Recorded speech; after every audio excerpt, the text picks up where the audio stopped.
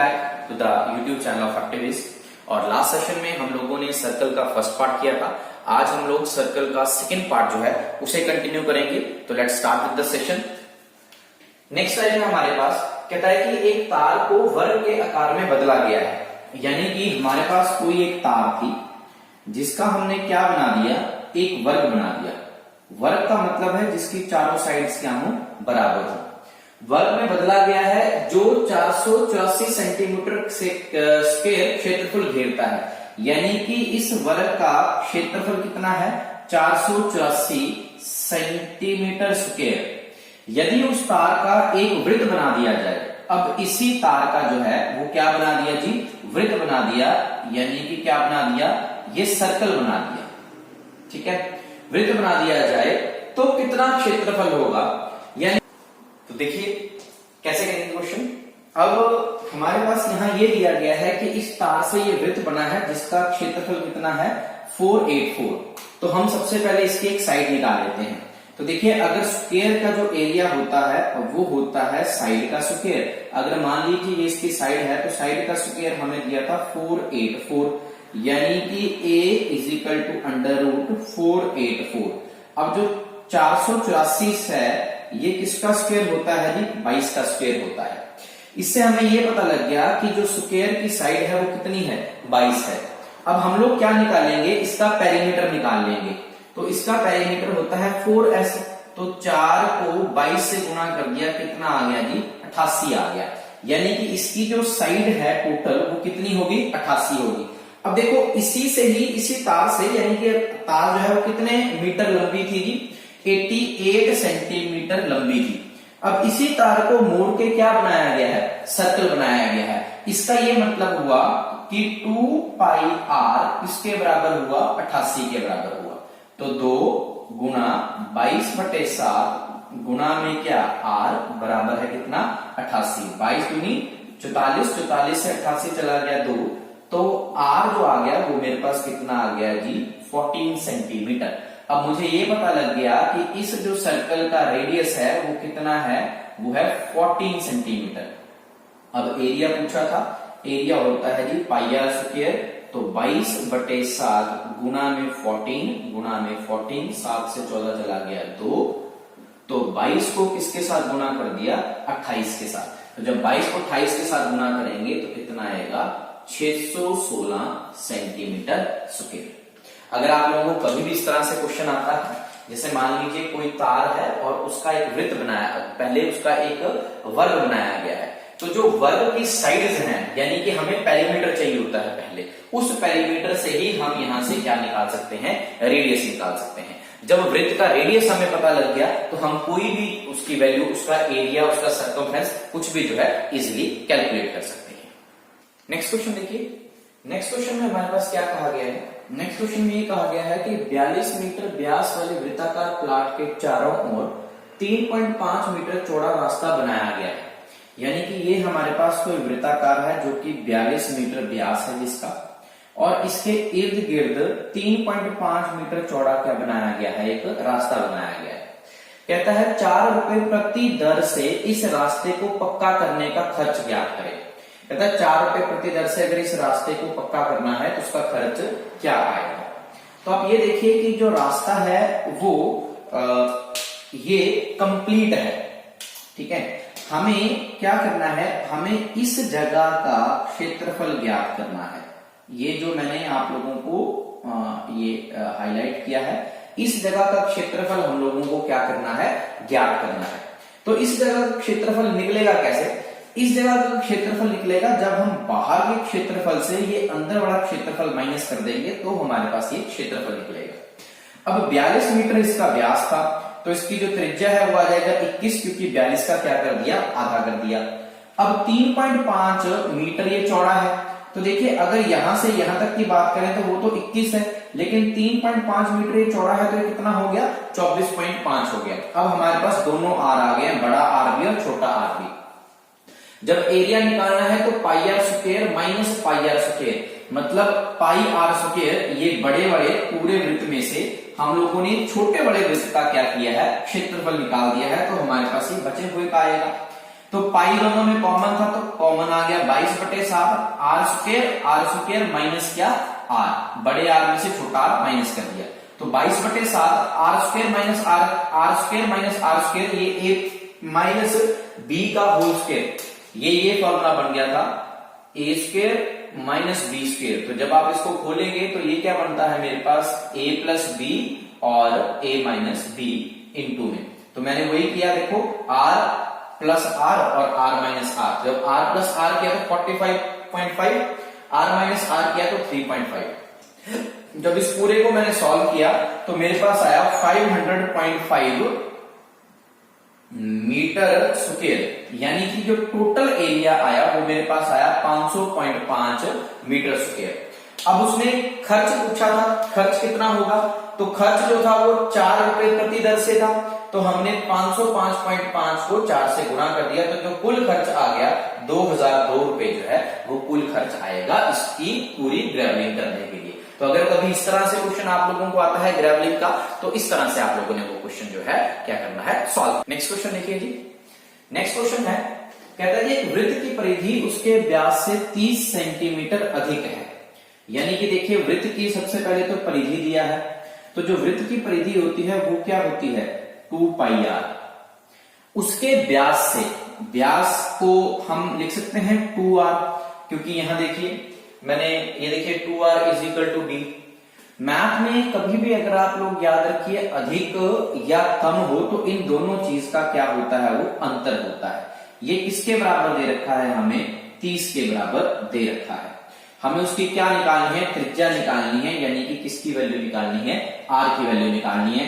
तो यहां से देखिए अगर मैं कॉमन लूं तो दोनों में 2r कॉमन आ जाएगा मेरे पास 2r, ये यहां पे भी 2r है, यहां पे भी 2r है, तो अंदर क्या बच गया, यहाँ पाई, यहां क्या बचा 1 इज इक्वल टू क्या 30, 2r is equal to 22/7 minus 1 बराबर है कितना 30। अब ये 7 इससे मल्टीप्लाई हो जाएगा, ठीक है, तो 22 में से हमें जो है 7 माइनस करने पड़ेंगे अपॉन दिस इज कितना 30। तो 22 में से जब हमने 7 माइनस किए तो मेरे पास आ गया 15/7 बराबर है कितना 30। तो 15 दूनी 30, 15 दूनी 30, 2 से 2 कट गया, तो यहां से हमारे पास जो r की वैल्यू आ गई वो कितनी आ गई थी 7 सेंटीमीटर। तो आंसर आ गया हमारे पास कितना 7 सेंटीमीटर। दिया गया था परिधि और उसके व्यास से 30 सेंटीमीटर अधिक है, यानी किसी वृत्त की परिधि जो है उसके व्यास से 30 सेंटीमीटर अधिक दी थी। तो हमने simply 2 pi r minus 2r इसलिए लिया क्योंकि व्यास दिया था, व्यास जो है वो रेडियस का क्या होता है, दुगना होता है। अब इसका सेकंड क्वेश्चन देखिए जी, कहता है वृत्त की परिधि उसकी त्रिज्या से 37 सेंटीमीटर अधिक है, तो परिधि इज 2 पाई आर, त्रिज्या इज r, कितनी अधिक है जी 37 अधिक है। तो यहां से जो कॉमन आ जाएगा देखिए वो क्या आ जाएगा, r कॉमन आ जाएगा, अंदर बच गया 2 pi minus 1 is equal to 37। अब r is equal to 22 into 2, तो ये कितना बन गया 44/7 minus 1 is equal to 37। r 7 यहां चला जाएगा, 44 में से 7 चले जाएंगे तो मेरे पास बच गया 37/7 बराबर में कितना 37 से 37 कट गया, r की वैल्यू कितनी आ गई 7 सेंटीमीटर।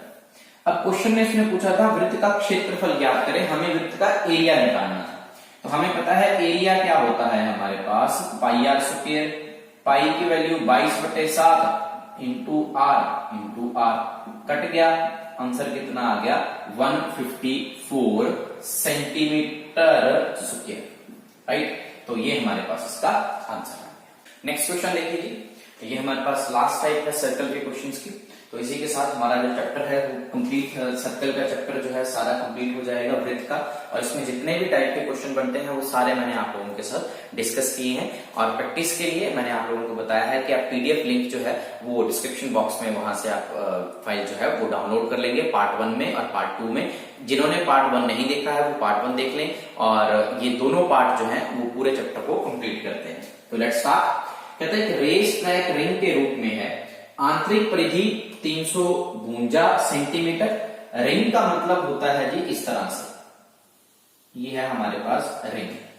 अब उसने कहा है कि जो बाहरी परिधि है वो 396 है, ये बाहरी परिधि है हमारे पास, और ये आंतरिक परिधि है 352। कहता है कि ट्रैक की चौड़ाई ज्ञात करें। जो ट्रैक की चौड़ाई होगी वो क्या होगी, देखिए वो होगी ये चीज, ये चौड़ाई हमें ज्ञात करनी है। ट्रैक की चौड़ाई हमें क्या करनी है, वो ज्ञात करनी है कि इनकी चौड़ाई कितनी है। तो देखिए सिंपल सी बात है कि अगर हमें ये आर पता लग जाए और ये बड़ा आर पता लग जाए, तो जो इसकी चौड़ाई है, चौड़ाई यानी कि इसकी जो विड्थ है वो कैसे आ जाएगी, बड़े आर में से छोटा आर माइनस कर लेंगे। अब हम लोगों को यहां पे दिया हुआ है, तो देखिए क्या है, कहता है 2 pi r is equal to 396।